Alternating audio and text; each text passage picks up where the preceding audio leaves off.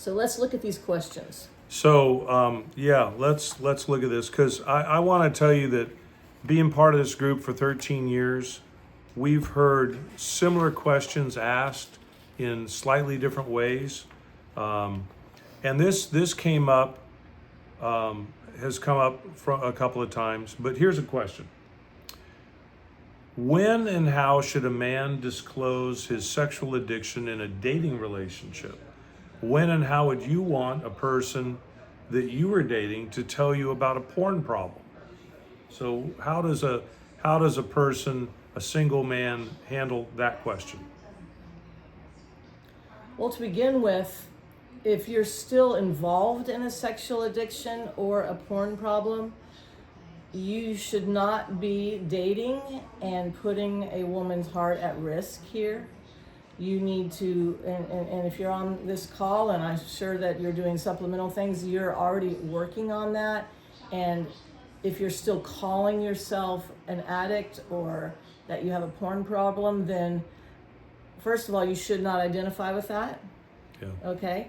So True. those may be sins that you have participated in the past, but if they're still in the present, you need to get that straight before you even date. Once you do that, then you start a relationship with a godly woman, a friendship. Before you kiss, before you hold hands, before you hug, front hugs, I mean side hugs are fine, but you should not be doing anything other than friendship until that's disclosed. She has a right to make her own choices and decisions, and this is one of the things that I find most disturbing. And in my first marriage, it was, why didn't, well, in this marriage too, for that matter, why didn't you tell me that you were struggling with this? Well, I didn't want to hurt you. I didn't want you to get mad. See, so what you really do when you do that is you take away my right to make a decision and a choice. And that's not fair. I am a human being equal to you, different but equal. And I have a right to make my own decisions. You also take away the power of the Holy Spirit in that person's life, and this could go either way for the woman or the man. But if you are making the decision not to share something with someone, you're basically taking the place of the Holy Spirit and not letting her deal with that voice in her life.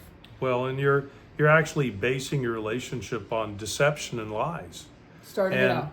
And so part of my testimony is that I had been sexually abused as a child, and many of the men on this call have been abused in some way, shape, or form, and we acted out in sexual ways in our marriages.